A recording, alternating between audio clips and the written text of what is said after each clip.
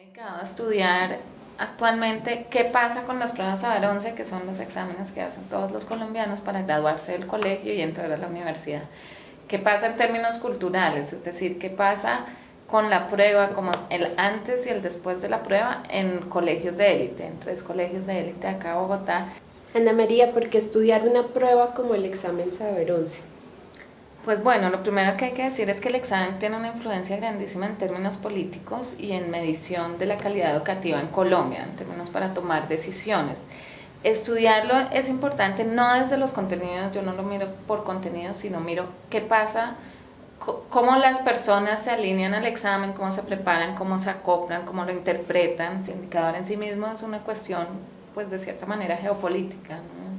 Qué es calidad, qué es un buen colegio, qué es un mal colegio con un examen es una forma de modernidad, de medición específica. En cambio, mirar cuáles son las subjetividades de los estudiantes frente al examen o los profesores, ese tipo de cosas, es mucho más interesante, más rico, más sutil, ¿no? ¿Y cómo se hace etnografía en un examen?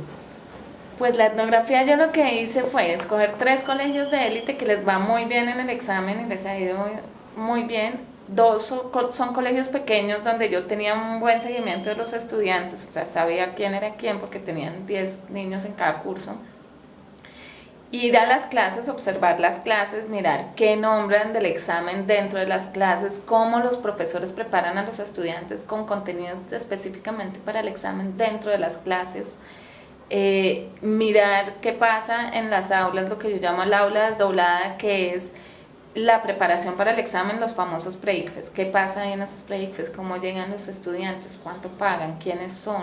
¿Cómo mueven? ¿Cómo se trastocan sus tiempos para ir a atender esto que es de la escuela no formal? Porque una preparación de estas es no formal y es no obligatoria, pero está conectada totalmente con el aula formal. O sea, el colegio hace de cierta manera que los obliguen a ir.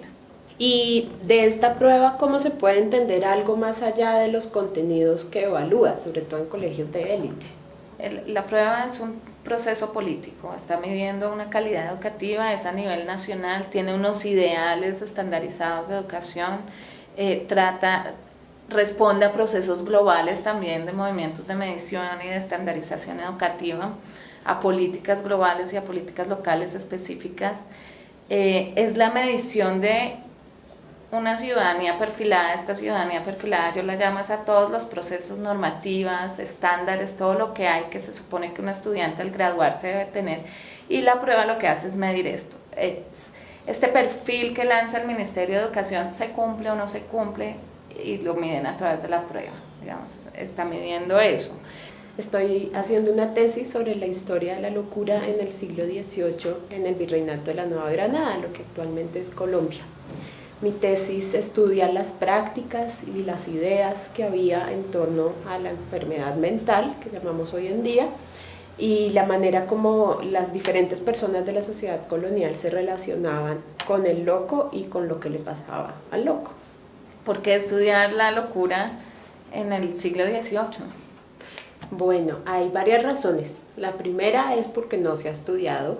La segunda razón es porque el siglo XVIII es un siglo de transición, tanto en las ideas políticas, que es como lo piensa uno generalmente, como en la filosofía, por ejemplo. Es el siglo de la Ilustración, pero también es un siglo de transición para las ideas médicas.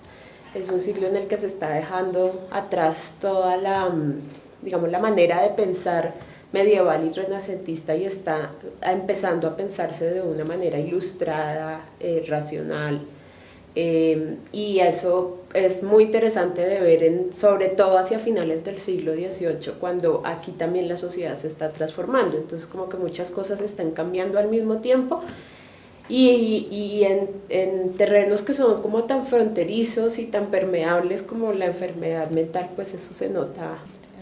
Bueno, y digamos tú, cuando vas a estudiar la locura, ¿qué haces en ese ciclo? ¿Cómo lo haces? ¿Qué miras?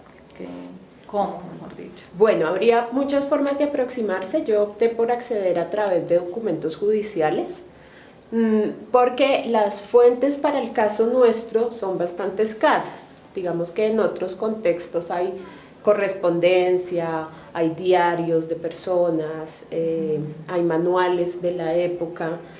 En nuestro caso es bastante escasa este tipo de información, entonces yo accedí a través de los documentos que están disponibles en los archivos, que son fundamentalmente casos judiciales. En ese sentido, yo estoy estudiando un tipo de locura que sale a la luz pública. Es un loco que llega a saberse de él porque termina cometiendo un delito o hace parte de algún litigio jurídico y está contado dentro del proceso judicial cómo es su locura, cómo se relacionan las demás personas con su locura.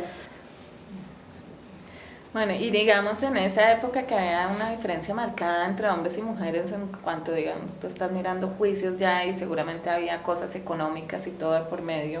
¿Qué diferencias has visto entre lo que pasaba con los hombres y las mujeres? Una de las conclusiones de esta investigación es que la locura masculina era una locura más visible. Todos los casos judiciales que yo tengo son de hombres. Y eso, mi hipótesis es que tiene que ver con el hecho de que la vida misma de las mujeres estaba mucho más confinada y mucho más encerrada al espacio privado, bien sea de la casa, bien sea del convento, pero digamos que su vida se resolvía de puertas para adentro. Las pocas mujeres con algún diagnóstico de locura que conozco para el siglo XVIII son mujeres afectadas fundamentalmente de lo que se llamaba la histeria. El otro punto es que las mujeres de todas maneras sí están presentes en toda la documentación.